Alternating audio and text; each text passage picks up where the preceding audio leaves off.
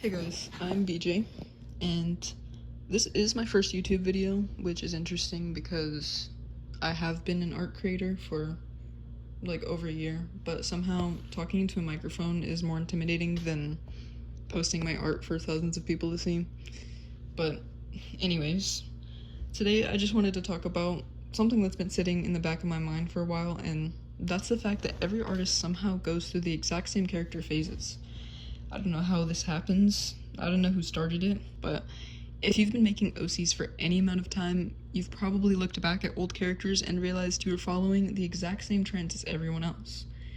I mean, it is kind of comforting, though, honestly.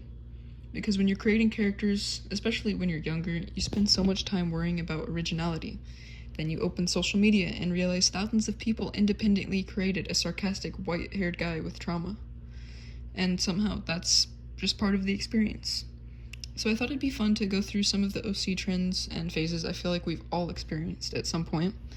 And before anybody gets defensive, this isn't me making fun of these trends. Half of these are things I've done myself. Some of them I still like. So if you feel called out, don't worry, I'm calling myself out too. The first one has to be the tragic backstory phase. You knew this was coming. For some reason, when you're first getting into character creation, it feels like every character needs the most devastating life imaginable. Their family is gone, their village burned down, they've been betrayed 17 times, they have trust issues, abandonment issues, they probably have a cursed bloodline too. And the funny thing is, I don't even think people do this because they want to make edgy characters. I think most of us do it because we're trying to make characters feel important. We're trying to make people care about them. I think tragic stories can be really good. Some of my favorite characters have gone through horrible things. Sorry. The difference is that now I'm more interested in how those experiences affect a character than how many tragic events I can fit into a backstory. Because there was definitely a point where I was just stacking suffering onto my characters like I was building a sandwich. The next phase is the they're secretly the most powerful person ever phase. The hybrid princess turned into a, you know. Listen, I get it. Sometimes it's fun. Sometimes you want your character to be cool. Sometimes you want them to walk into a room and immediately become the most important person there.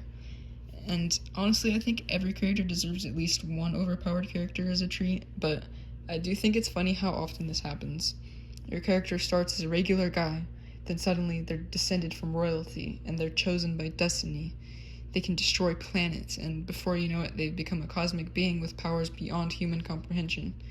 Which is awesome, until you realize you've accidentally made it impossible for them to struggle with anything. Some trends survive because they're fun. I think sometimes people get embarrassed about old character phases, but there's a reason those ideas became popular in the first place.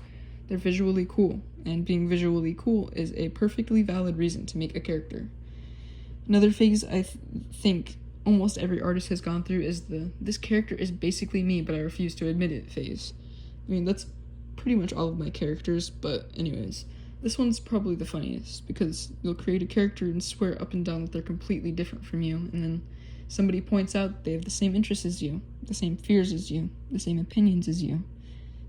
Like, suddenly things start making a lot more sense.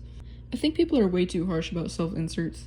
Every creator puts pieces of themselves into their work. And that's normal, that's been happening forever. Sometimes the most personal characters end up being the most interesting because they're coming from a real place. Another classic phase is the morally gray assassin. They don't trust anybody, they work alone, they always sit in the corner. They've killed people and have a tragic backstory. Somehow they're always 20 years old despite having enough life experience for 3 different lifetimes. I genuinely think this archetype has existed since the beginning of time. Every generation creates their own version of this character. I still like them, though. They can be really fun when they're written well, but it is funny how many of us independently create the exact same guy. Another trend I've noticed is giving characters way too much lore, and I'm speaking from experience here. Sometimes I'll look at a character and realize I know everything about them except how they spend a normal day. I know their entire family history, I know what happened to them 15 years ago, I know every major event in their life, but if you asked me what they'd order at a restaurant, I'd have no idea. And I think that's because lore is fun. World building is fun, but figuring out what somebody does while they're waiting for a doctor's appointment, that's less exciting. Those little details are usually what make characters feel real. I've started spending way more time thinking about the boring parts of my characters' lives, and weirdly enough, that's helped them feel more believable. Once I started letting my characters be kind of pathetic sometimes, they actually became way more interesting, because flaws give you somewhere to go. Perfection is surprisingly difficult to write. I also feel like every artist eventually has a character that completely takes over their brain. The favorite, the one that gets all the art and all the lore, somehow ends up in every project. You tell yourself you're going to focus on your other characters, but you don't. And I think that's a part of the fun too, though. Every character has that one character that follows them around for years, sometimes decades. They get redesigned 50 times, but their story changes constantly. They never really go away. And speaking of redesigns, let's talk about the redesign phase. Because there comes a point where every artist looks at an old character and thinks, what was I doing? Suddenly the outfit doesn't make sense, the colors don't work, and the lore is outdated. I think redesigns are one of the coolest parts of creating characters, because they show how much you've grown. Your art changes, and your interests change, and you change. It's kind of the whole point that your characters change with you. One of the biggest things I've learned over the years is that trends aren't something to be embarrassed about. Everybody starts somewhere. Everybody gets inspired by things they like. Some of my favorite characters started as walking stereotypes. They only became unique because I kept working on them. I kept asking questions and adding details and letting them evolve. Originality happens slowly. It happens through iteration. So, if you're currently in your tragic backstory phase, your demon phase, or your overpowered phase, whatever phase you're in right now, don't worry. You're participating in a long artistic tradition. It's kind of beautiful, honestly. Anyway, that's all I wanted to talk about today. Let me know what your biggest OC phase was, because I know I'm forgetting at least 10 of them. I think this video was more of me talking about myself personally than something that is relatable to others. I don't know. Thanks for hanging out with me for a little bit. Good luck with your art, good luck with your characters, and I'll see you guys in the next video.